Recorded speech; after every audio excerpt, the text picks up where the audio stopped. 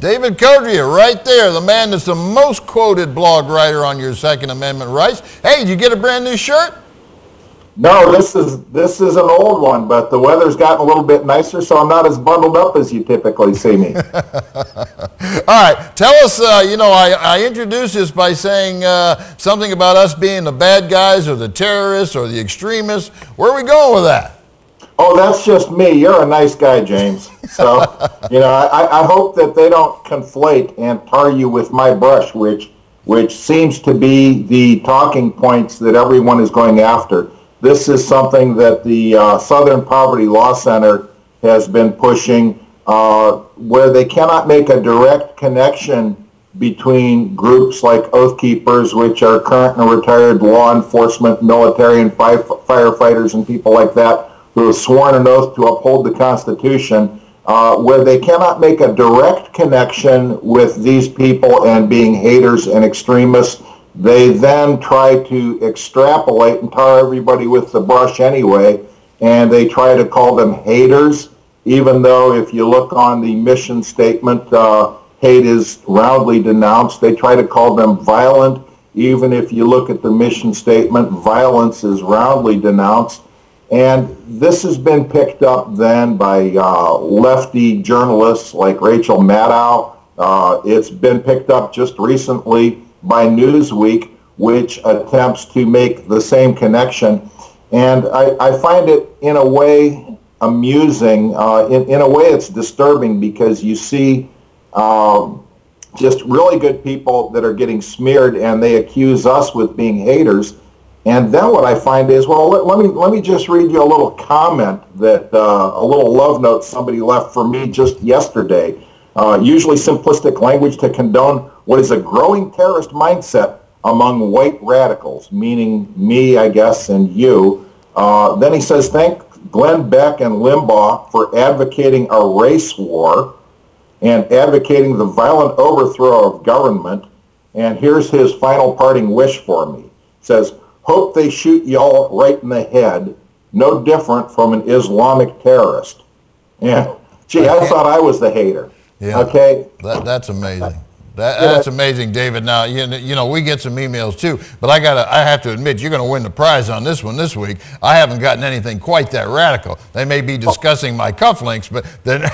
I was going to talk to you about those cufflinks. Nobody's advocating shooting me yet. Oh, that comes with the territory. I get death wishes and the most vile things said to me all the time. And the thing is that it's always anonymously, and that's something else that I guess I just don't get, because old-fashioned person that I am, I figure that if I have a difference to say to somebody, including a strong difference, I'm going to be man enough to tell them to their face and take what's coming as a result of it. I'm not going to hide in the shadows behind a screen name and then issue out death wishes to people who I ideologically disagree with. And I'm not going to misrepresent totally what they're all about. And this is kind of what happened just the other day, where this character from a gun-grabbing organization named Josh Horowitz took me on for one of my old Guns magazine pieces. And in a way, I really like this, because I get a chance to show my editor that, look, 6 months after you guys published my article, it's still causing controversy and it's still causing comments. So make sure you tell the publishers that when time comes around to pass out all that great money. I love it when they get my name right and they attack me in print. But this is what he attacked me on. I made a statement in one of my articles, and I said to a columnist, "Careful, you're talking about testing the ultimate last resort." And I want you to remember that ultimate last resort purpose behind the Second Amendment. Some of us armed Americans take our Bill of Rights seriously and will not go gentle into that good night, bundled or by ourselves. You and your fellow travelers are playing a most dangerous game. Now, what they tried to portray this as was Codrea responding to a columnist who suggested that anyone who shows up armed at a forum where a public official or political candidate is due to appear ought to be detained and possibly prosecuted. And that, of course, is a lie, because it was right there in my column that what I was responding to was the statement that people who showed up lawfully at public gatherings when they were armed, but peaceable, okay?